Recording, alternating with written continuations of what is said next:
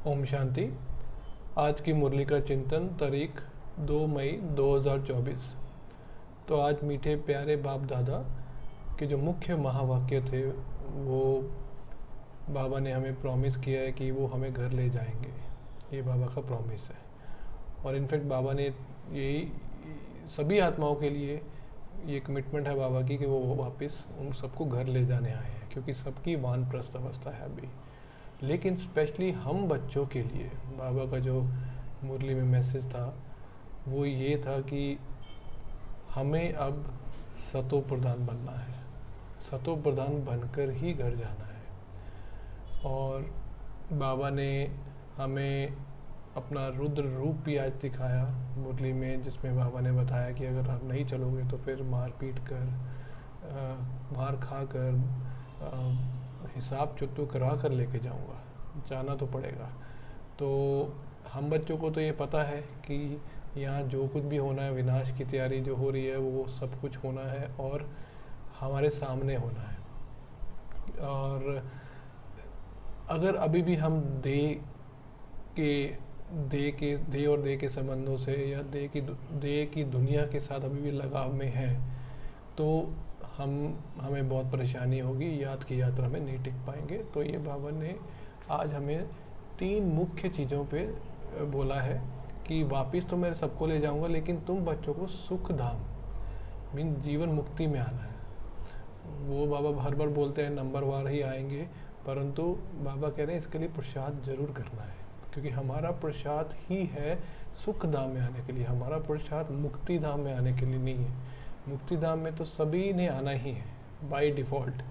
कोई भोगेगा, कोई बाबा की याद करके कमाई करके जाएगा। तो हमें कमाई जो करनी है मुक्ति धाम नहीं, सुख, जीवन मुक्ति सुख धाम में। तो जो 3 मुख्य बाबा ने आज हमारा मुरली में हमारा जो फोकस रहा बाबा का, वो हमें जो हमारा ध्यान खिंचवाने की कोशिश की बाबा ने, वो 3 चीज़ें थी। एक तो पढ़ाई बहुत ज़रूरी है, पढ़ाई कभी नहीं मिस करनी है। और दूसरा याद की यात्रा। तो बाबा ने तो चार्ट रखने के लिए याद की यात्रा, हमने कितनी देर बाबा को याद किया। और उसके बाद तीसरी चीज़ है सेवा। सेवा में बाबा ये आज फिर पूछ रहे हैं कि बताओ कितनों को आप बाप समान बनाया। तो खुद पढ़ाई करनी है, 200 की बढ़ाना है। तो बाबा आज पूछ रहे हैं कि कितनों को बाप समान बनाया। तो तीनों चीज़ों पे बाबा ने हमें बहुत बहुत बहुत ज़्यादा एक तरह से याद पे ज़्यादा बाबा ने बोला है। और फिर पढ़ाई तो बाबा कह रहे कभी मिस नहीं करनी है। और ये तीनों क्यों बाबा ने बता रहे हैं, क्योंकि जो हमें अल्टीमेटली सतो प्रधान बनना है, जो हम सतो प्रधान थे, सतो प्रधान बन के इस सृष्टि पर आए थे और वापस बाबा कह रहे सतो प्रधान बन के जाना, तभी तुम सुखधाम में आएंगे। तो वो जो सतो प्रधान है उसके लिए तीनों जरूरी है, सेवा, याद, पढ़ाई मीन्स ज्ञान, ज्ञान का चिंतन, उसके बाद याद की यात्रा और सेवा है।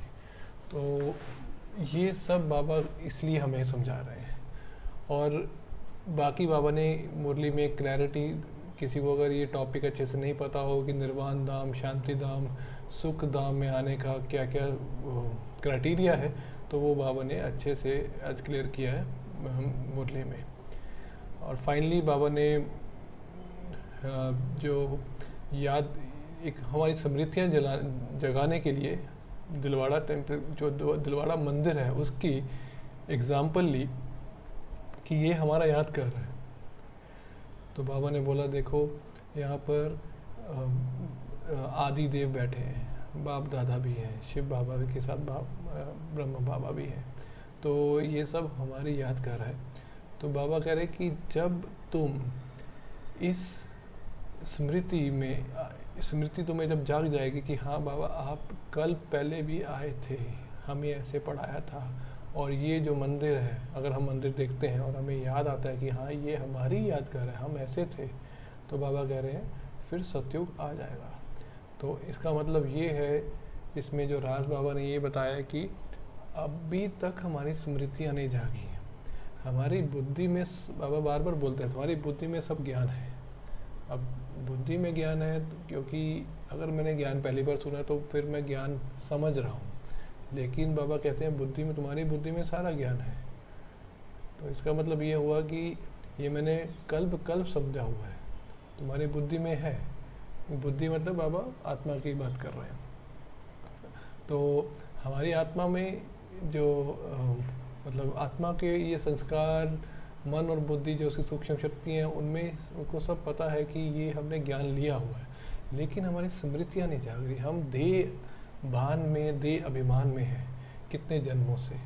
उससे बाहर आना है, उसको छोड़ना है और पवित्र बनना है। तो आज बाबा ने हमें टाइटल दिया है पवित्र बेगर। पवित्र बेगर बनो। बेगर बनोगे तो वहाँ जाके राजा बनोगे। और हमें प्रजा नहीं, राजा बनने के लिए बाबा पढ़ाई कराने आते हैं। प्रजा बनने के लिए पढ़ाई कराने नहीं आते बाबा।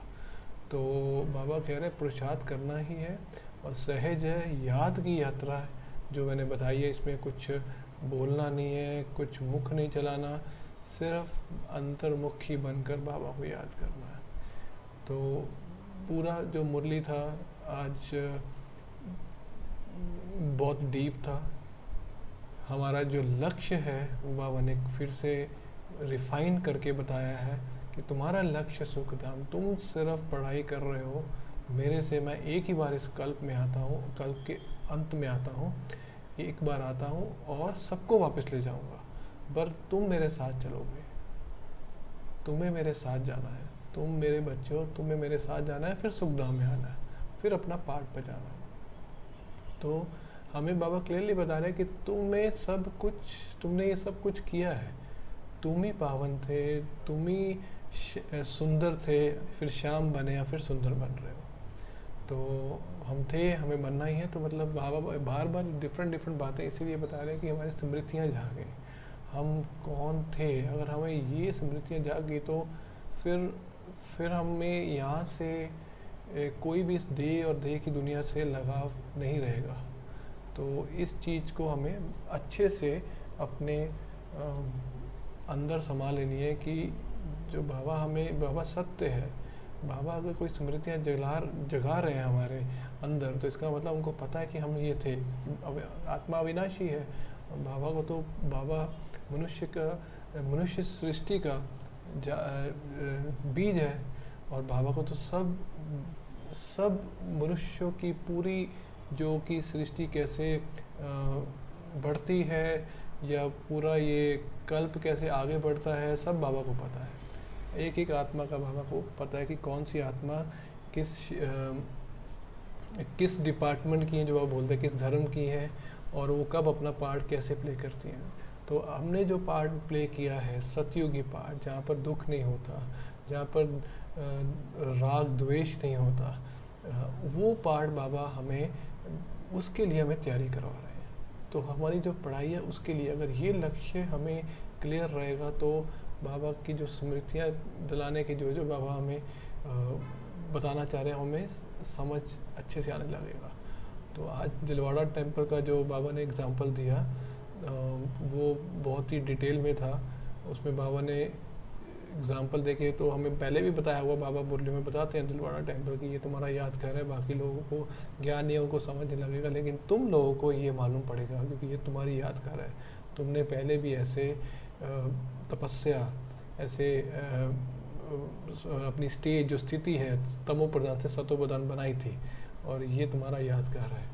तो जब तुम्हें ये स्मृति जाग जाएगी तो इसका मतलब तुम पावन बन गए हो।